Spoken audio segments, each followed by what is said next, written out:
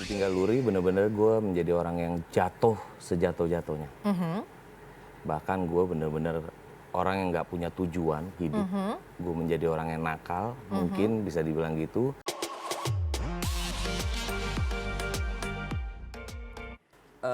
Ini gue ngomongin soal dari awal banget ya, gue pertama kali tinggal Luri. Go ahead.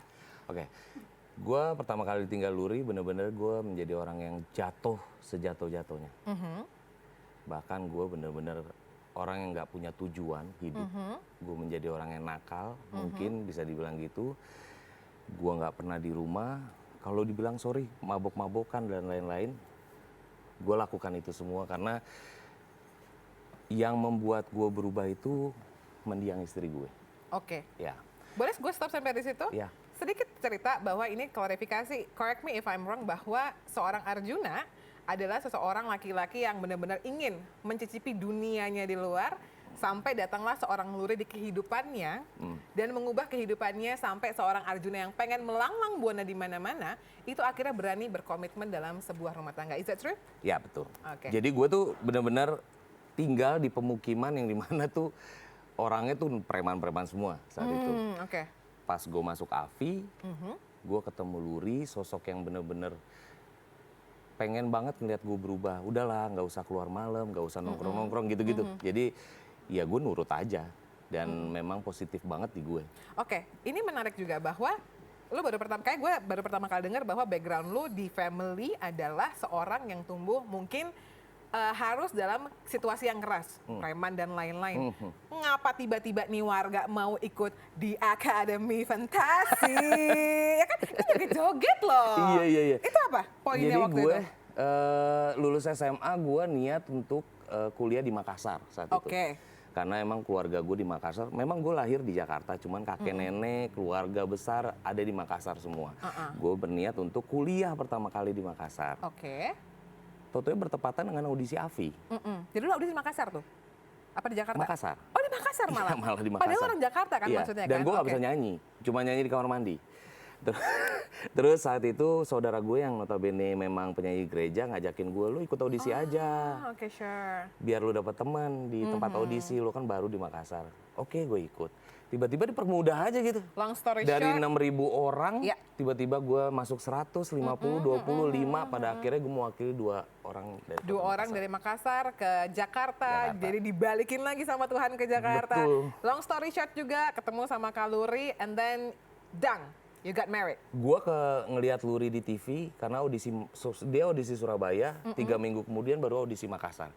Sebelum gue mau niat ikut audisi, gue udah ngeliat dia di TV. Masa? Oh ya, dulu tuh kayak kota-kota sebelumnya tuh udah ditampilin dulu Betul. kan? Gue ngeliat, ih cantik banget nih orang. Mampus, Aduh, takut, mampus gak gue tuh. takut. Gue bilang, keren suaranya, cuma sebatas itu. Dan pas gue masuk 2 besar, baru gue dipertemukan bener-bener di muka gue tuh Luri. Oh ini yang gue bilang cantik kemarin nih. Dan pada akhirnya dari situlah gue kegatelan untuk nempel. Tempel terus, pepet terus. Nempel, gue sampai nembak 7 kali baru diterima. Ah iya. Betul, Oke, 7 kali keterima, dan waktu itu pacaran berapa lama? 2 tahun. 2 tahun. Sampai akhirnya, kalau gue melihat, walaupun gue nggak punya kesempatan untuk mengenal Luri ya, Iya. tapi gue melihat dari aura mukanya Kak Luri itu dia benar-benar orang yang kayak lempeng-lempeng baik gitu ya. Lempeng. Lurus-lurus baik. Datanglah laki-laki ini yang kayaknya guak, terus tiba-tiba minta pacaran, 7 kali nembak, and then 2 tahun pacaran, mengenal, nikah. Gue ditolak karena dia udah punya tunangan. Oke. Udah 4 tahun pacaran dan tunangan. Gue nembak ya wajar ditolak-tolak. Tapi waktu nembak ke 7 kali bener-bener di atas panggung, di depan mata ribuan orang gue nembaknya. Jadi bingung juga Di kali ya, mic. Kak, ya. Ya kayaknya dipaksa deh. Iya, kayak gue gimana? Gue diterimanya Gue kepaksa. jauh Ya udah deh gue terima aja deh lo gitu. Nah, masalah gue mau ke belakang kan di masalah di belakang aja ya. Iya, kayaknya gitu. Oke, so long story short, kita langsung masuk ke pernikahan yang tadi sempat aku tanya sama Kak Arjuna berapa lama berjalannya, kurang lebih 1,5 apa? 1,5 tahun. 1,5 kurang lebih tahun lah. ya. So kalau dalam satu kata Kak Arjuna menggambarkan kehidupan pernikahan di luar pacarannya ya, yang 1,5 tahun itu apa yang akan Kak Arjuna katakan? Hebat. Apa yang sampai membuat lo tuh bilang hebat gitu? Luri itu waktu zaman pacaran dia orang yang sangat kalau dibilang emosian ya emosian. Kalau misalkan saya ada kesalahan dan lain-lain. Cewek, apalagi kalau lagi datang bulan. Terus, ya. tapi ketika dia udah menjadi istri saya, dia menjadi orang yang berbeda 180 derajat. Dia benar-benar jadi istri yang soleh, yang sholat 5 waktu, terus ngaji gitu-gitu. Terus saya juga setiap bangun tidur selalu ada sarapan dan teh panas di depan saya. Dan menjadi orang yang nggak pernah melarang makan. Saya mau keluar pulang jam 12 silahkan, nggak apa-apa. Jadi yang hebatnya lagi si Luri saat itu, kenapa saya bilang hebat? Karena ini kehamilannya dia beresiko tapi dia tetap mempertahankan. Demi ingin ngasih saya anak. Jarang cewek kayak gitu. Iya kan? Mungkin kalau dokter bilang, kamu ini kehamilan kamu beresiko loh. Kamu tetap mau mempertahankan. Dia tetap mau mempertahankan. Ada gak sekarang perempuan kayak gitu? Mungkin ada, cuman jarang. Makanya saya bilang Luri itu hebat. Apakah dari pada saat kalian pacaran, Kak, kalian memang udah, terutama lo ya sebagai seorang pemimpin keluarga, memang mendambakan sekali hadirnya seorang anak? Iya. Karena kan sekarang kalau kita tengok di 2022 ada pasangan-pasangan yang dari awal memang child free dan segala macam. Child free itu tidak ingin menginginkan keadaannya anak. Itu udah keputusannya dan dunia semakin terbuka lah akan hal itu. Tapi at that moment berarti lu tuh memang sangat sekali menginginkan seorang anak dalam rumah tangga lu, sehingga walaupun kalian udah mendengar bahwa akan ada chance buat resiko di kehamilan Luri tetap mempertahankan. Dan lo saat itu ketika posisinya sebagai seorang kepala keluarga, tahu bahwa ini kehamilannya beresiko, respon lo gimana? Gue tahu dia setelah meninggal.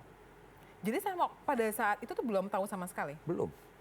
Dia ada beberapa momen memang gue nggak nganterin dia ke rumah sakit. Karena gue waktu itu ngeluarin single dan gue promo ke seluruh daerah.